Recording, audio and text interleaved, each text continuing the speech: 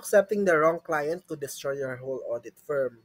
Ganyan mismo ang nangyari sa Arthur Andersen, isa sa pinakamalaking audit firms noon na bumagsak dahil sa isang maling kliyente.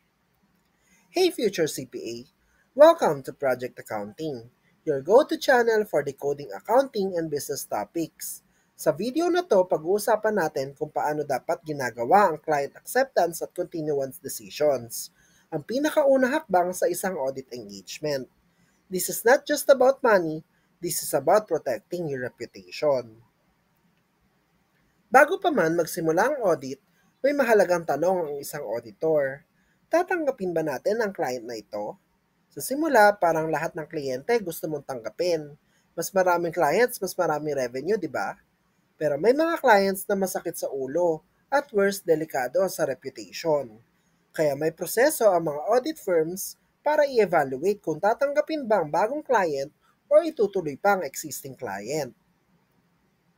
Bakit nga ba kailangan maging maingat sa pagpili ng clients? Simple, hindi lahat ng clients ay worth it. May 4 na key factors na dapat i-consider bago tanggapin or i-retain ang client. Integrity of management, kung trustworthy ba ang mga nasa management. May record ba ng fraud or shady deals? So kung may red flags, better skip na yan. Competence issues, kaya ba ng firm ang trabaho? May sapat bang staff or experience sa industry na yon? Independence issues, may conflict of interest ba? Kung malaking chunk ng kita ng firm is manggagaling sa isang client, that's a red flag. And also special circumstances or unusual risks. Halimbawa, nasa risky industry ang client or may regulatory issues. This must be evaluated thoroughly. Isa sa pinaka-importanting factor is management integrity. At ito ang mga considerations ng auditor sa pag-assess nito.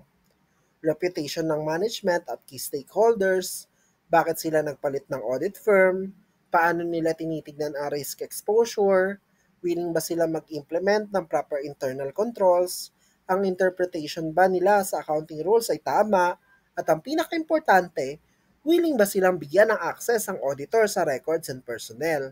Kasi kung sa simula pa lang parang may tinatago ng management, red flag na yan. Paano ito nalalaman ng mga auditor? So through communication, internal at external sources ng information such as client personnel, bankers, lawyers, industry peers, news, journal articles, and communication with the previous auditor. Pero take note, kailangan ng permission from the prospective client bago makipag-communicate sa predecessor auditor. Kapag may go signal na, ito ang mga dapat na itanong mo sa dating auditor. May nalalaman ba sila na issue ng integrity ng management? May mga naging conflict ba about accounting policies or procedures? May reports ba tungkol sa fraud or illegal acts? Nagkaroon ba ng internal control weaknesses? At ano ang rason bakit sila umalis bilang auditor? Kasi kung di mo ito tinanong at nalaman mong may tinatago pala ang client, huli na ang lahat. So bago pa man tanggapin ng client, dapat i-evaluate din kung may threats to compliance with the fundamental principles of Code of Ethics. Integrity, totoo bang transparent ang management? Objectivity, may bias ba ang firm or partners? Independence, may conflict of interest ba? Professional competence, may kakayahan ba ang firm?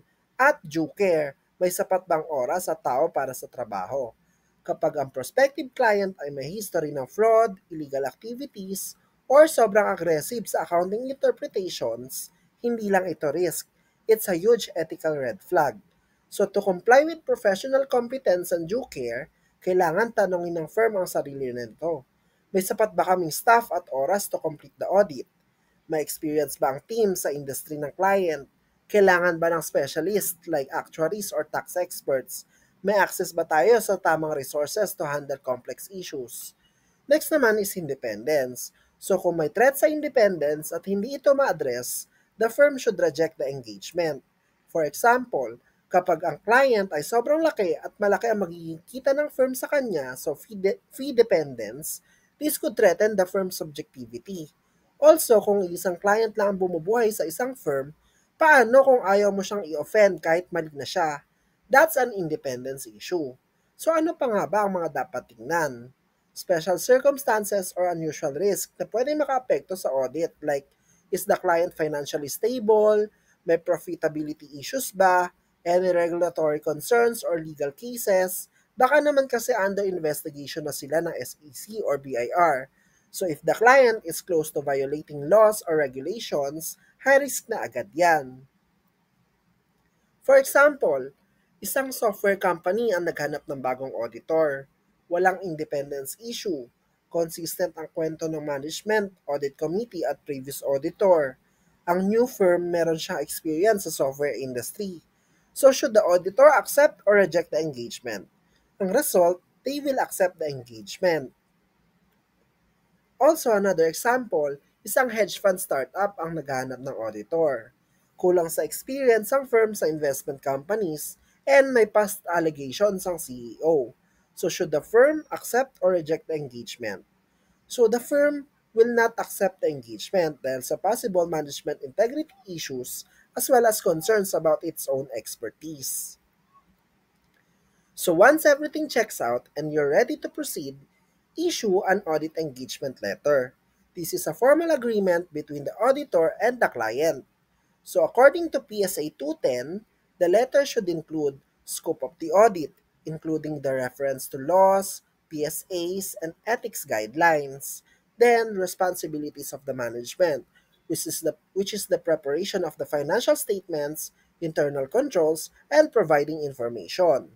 Responsibilities of the auditor to conduct the audit based on PSAs. Inherent limitations na hindi lahat ng misstatements ay madedetect. Audit planning, ito yung timeline and team composition. Written representations, which is expected from the management.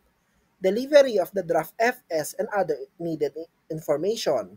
Fee arrangement and billing terms. And acknowledgement by the management to agree to all terms. A complete and clear engagement letter sets boundaries, expectations, and protects both parties. Quick recap tayo sa client acceptance and continuance. So always evaluate integrity, competence, independence, and risks, conduct thorough background checks and interviews, and use an engagement letter to define audit terms clearly. Ngayon, alam mo na kung gaano kahalaga ang client acceptance at continuance decisions. It's not just business, it's reputation, ethics, and audit quality.